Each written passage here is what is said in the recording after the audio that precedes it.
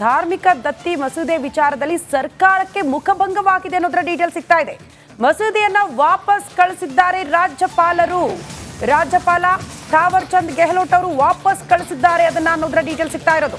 ಕರ್ನಾಟಕ ಹಿಂದೂ ಧಾರ್ಮಿಕ ಧರ್ಮರಾಯ ದತ್ತಿ ಮಸೂದೆ ವಾಪಸ್ ಕಳಿಸಲಾಗಿದೆ ಸರ್ಕಾರಕ್ಕೆ. ಕರ್ನಾಟಕ ಹಿಂದೂ ಧಾರ್ಮಿಕ ಧರ್ಮರಾಯ ದತ್ತಿ ಮಸೂದೆಯನ್ನ ವಾಪಸ್ ಕಳಿಸಲಾಗಿದೆ. ರಾಜ್ಯಪಾಲರ ಅಂಕಿತಕ್ಕೆ ಈಗ ಸರ್ಕಾರ ಕಳಿಸ್ಕೊಟ್ಟಿತ್ತು, ಬಟ್ ಅದನ್ನ ವಾಪಸ್ ಕಳಿಸಿದ್ದಾರೆ. ಮುಜರಾಯಿ ಇಲಾಖೆಯ ಶ್ರೀಮಂತ ದೇಗುಲದ ನಿಧಿ ಬಳಕೆಯ ಮಸೂದೆ ಇದು. ಸಣ್ಣ ದೇಗುಲಕ್ಕೆ ನಿಧಿ ಬಳಕೆ ಮಾಡುವ ಬಿಲ್ ಜಾರಿಗೆ ಸರ್ಕಾರ ಮುಂದಾಗಿತ್ತು. ವಿರೋಧದ ಮಧ್ಯದಲ್ಲೂ ಕೂಡ ಮಸೂದೆಗೆ ಅಂಕಿತ ಹಾಕೋದಕ್ಕೆ ರಾಜ್ಯಪಾಲರು ನಿರಾಕರಿಸಿದ್ದಾರೆ ಅನ್ನೋದ್ರ ಡೀಟೇಲ್ ಸಿಗ್ತಾ ಇದೆ. ಆ ಮೂಲಕ ಸರ್ಕಾರಕ್ಕೆ ಅತಿ ದೊಡ್ಡ ಮುಖಭಂಗ ಇದು. ಅಂಕಿತ ಹಾಕಿಲ್ಲ, ಬದಲಾಗಿ ಆ ಮಸೂದೆಯನ್ನು ವಾಪಸ್ ಕಳಿಸ್ಬಿಟ್ಟಿದ್ದಾರೆ ಸರ್ಕಾರಕ್ಕೆ.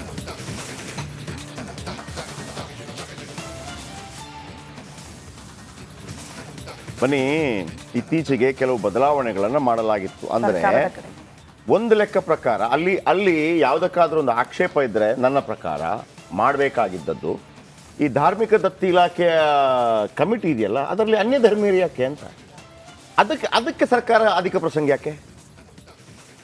ಯಾಕೆ ಅಧಿಕ ಪ್ರಸಂಗ ಅದು. ಆದರೆ ಆ ಪರ್ಸೆಂಟೇಜ್ ಇತ್ತಲ್ಲ, ಅದು ನಿಜವಾಗಿ ಲಾಭ ಇತ್ತು. ಬನ್ನಿ, ಇದರ ಬಗ್ಗೆ ನಮ್ಮ ಪ್ರತಿನಿಧಿ ಹತ್ರ ಕೇಳ್ಕೊತೀನಿ ನಾನು. ನಮ್ಮ ರಿಪೋರ್ಟರ್ ಯಾರಿದ್ದಾರೆ? ಸತೀಶ್ ಇದ್ದಾರೆ.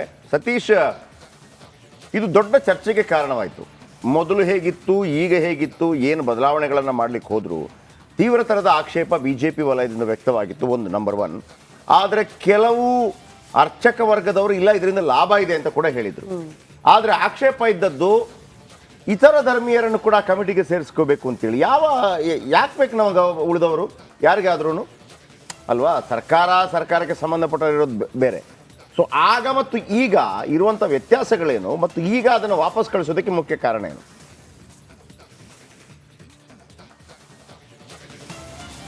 ಜಯಪ್ರಕಾಶ್, ಈ ವಿಚಾರ ಸದನದಲ್ಲಿ ಸಾಕಷ್ಟು ಚರ್ಚೆ ಆಯಿತು. ಬಿಜೆಪಿ ಸಾಕಷ್ಟು ವಿರೋಧವನ್ನು ಮಾಡ್ತು, ಹೊರಗಡೆ ಕೂಡ ಹೋರಾಟ ಮಾಡ್ತು. ಅಂದರೆ ಪ್ರಮುಖವಾಗಿ 10% ಇತ್ತು. ಅಂದರೆ ಹೆಚ್ಚಿನ ಆದಾಯ ಎ ವರ್ಗದ ದೇವಾಲಯಗಳಿಂದ ಬರುವ ಆದಾಯ 10% ಸರ್ಕಾರಕ್ಕೆ ಬರ್ತಾ ಇತ್ತು, ಅಂದರೆ ಮುಜರಾಯಿ ಇಲಾಖೆಗೆ ಬರ್ತಾ ಇತ್ತು. ಅದನ್ನು 15%ಗೆ ಏರಿಸಿದ್ರು.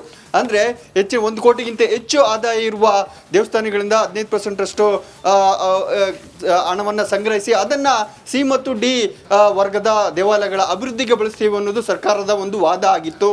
ಆ ಸಂದರ್ಭದಲ್ಲಿ ಬಿಜೆಪಿ ಇದಕ್ಕೆ ತೀವ್ರ ವಿರೋಧ ಆಗಿತ್ತು. ಮತ್ತೆ 2 ದೇವಸ್ಥಾನಗಳು, ಚಾಮುಂಡೇಶ್ವರಿ ಮತ್ತು ದೇವಸ್ಥಾನ ಮತ್ತು ಇದು ಬಾಬಾ ಬುಡನ್ಗಿರಿ ದೇವಸ್ಥಾನದಲ್ಲಿ ಆಡಳಿತಾಧಿಕಾರಿಗಳು ಮತ್ತು ಸದಸ್ಯರನ್ನು ನೇಮಿಸಿದ್ರು, ಅಲ್ಲಿ ಅನ್ಯ ಧರ್ಮೀಯರನ್ನ ನೇಮಿಸಿದ್ರು. ಇದಕ್ಕೆ ವಿರೋಧ ಕೂಡ ವ್ಯಕ್ತಪಡಿಸಿತ್ತು ಬಿಜೆಪಿ.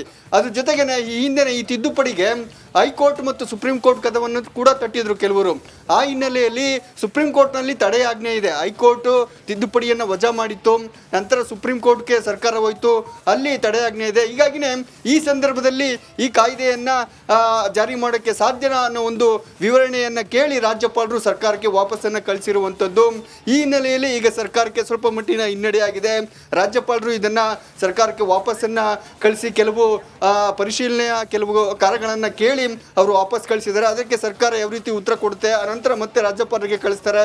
ರಾಜ್ಯಪಾಲರು ಆ ವಿವರಣೆಯನ್ನು, ಸರ್ಕಾರದ ವಿವರಣೆಯನ್ನು ಒಪ್ಪಿ ಅಂಕಿತ ಆಗ್ತಾರೆ, ಅದನ್ನ ಕಾದು ನೋಡಬೇಕಾಗುತ್ತೆ. ಸದ್ಯಕ್ಕಂತೂ ರಾಜ್ಯಪಾಲರು ಸರ್ಕಾರಕ್ಕೆ ವಾಪಸ್ ಕಳಿಸಿದರೆ ಇದು ಸರ್ಕಾರಕ್ಕೆ ಮುಜುಗರವನ್ನು ತಂದಿದೆ. ಜಯಪ್ರಕಾಶ್, ಓಕೆ. ಹುಂಡಿ ಕಮಿಷನ್ಗೆ ನೋ ಎಂದ ಗವರ್ನರ್, ದೇವಸ್ಥಾನ ಕಮಿಷನ್ ಕೈಗೆ ಮುಖಭಂಗ ಆಗಿದೆ. ಇದೀಗ ಹುಂಡಿ ಕಮಿಷನ್ ಅಂತೇಳಿ ಹುಂಡಿಯಿಂದ ದುಡ್ಡು ತೆಗಿಬಹುದು ಅಂತಿತ್ತು. ಇದೀಗ ಹುಂಡಿ ಕಮಿಷನ್ಗೆ ಗವರ್ನರ್ ನೋ ಅಂತ ಹೇಳಿದ್ದಾರೆ. ಇದು ಈಗ ದೊಡ್ಡ ಚರ್ಚೆ ವಿಷಯವಾಗಲಿದೆ.